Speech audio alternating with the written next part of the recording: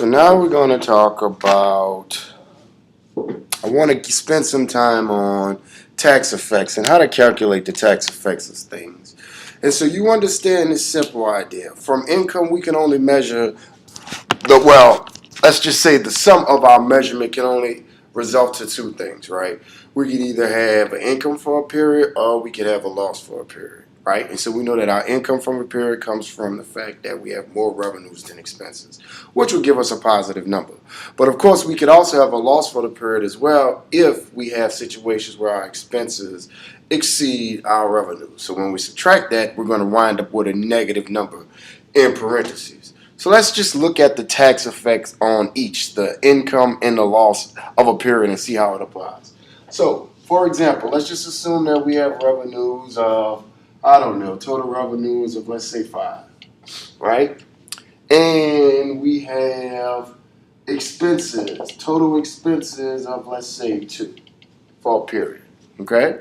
So obviously we're going to have a measurement of income, right? Again, the income. When we subtract the 2, we're going to get a positive number. So this represents an income. So how will we find the tax effect on an income? Well, here's the deal. We know that Uncle Sam takes a piece of the pie for any income that we generate. And that income is being taken through tax, right? So we have income tax. So anytime that you have income, a positive number, the tax effect is going to be considered income tax. Income tax in itself is an expense to the company. So the tax effect from this income will create an expense, right? So we're going to call it a tax expense. And obviously the tax expense is easy to calculate. It's based on your tax rate times the amount of income that you generate, right? So let's assume that for this example, to make it easy, let's assume we have a tax rate of 50%. Well, if our tax rate is 50%, and basically we're saying that our tax expense is going to be calculated by taking 50% and multiplying it times the income, which will give us 1.5, right? So our tax expense is ultimately half of the income.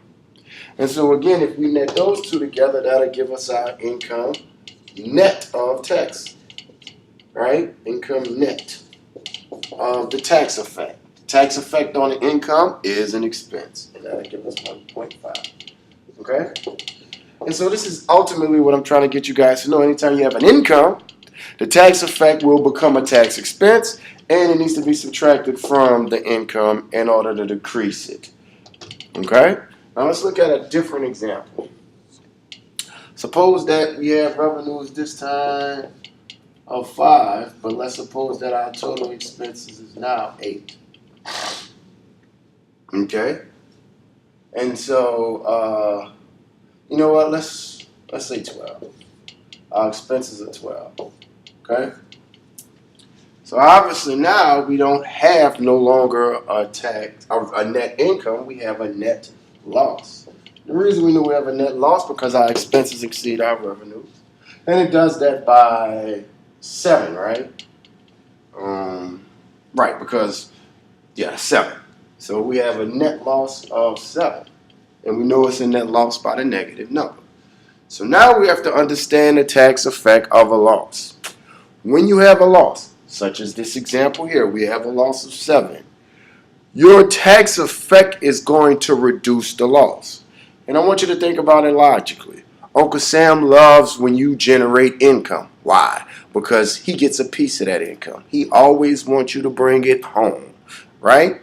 And so when you have events where no income is being generated, it doesn't affect him. He doesn't get a piece of the income. That's not a good thing. So what Uncle Sam does is he finds a way to have an effect on this loss to make it go lower.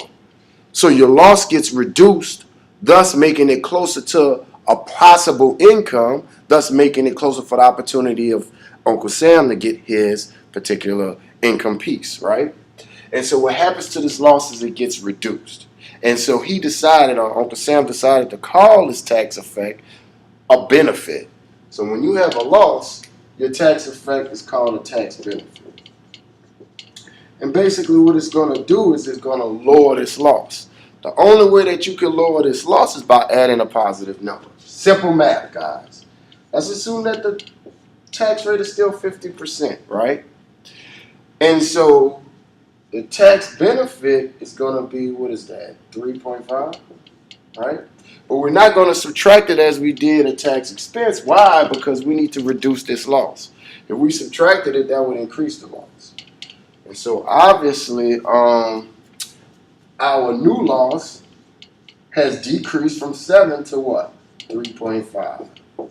And so simply stating, guys, for the income statement from the comprehensive income statement, you need to understand the difference between the two. If you ever have an income, your tax effect is going to be an expense, and it's going to reduce your income. However, if you ever have a loss, your tax effect is going to be a benefit, and it's still going to reduce the income.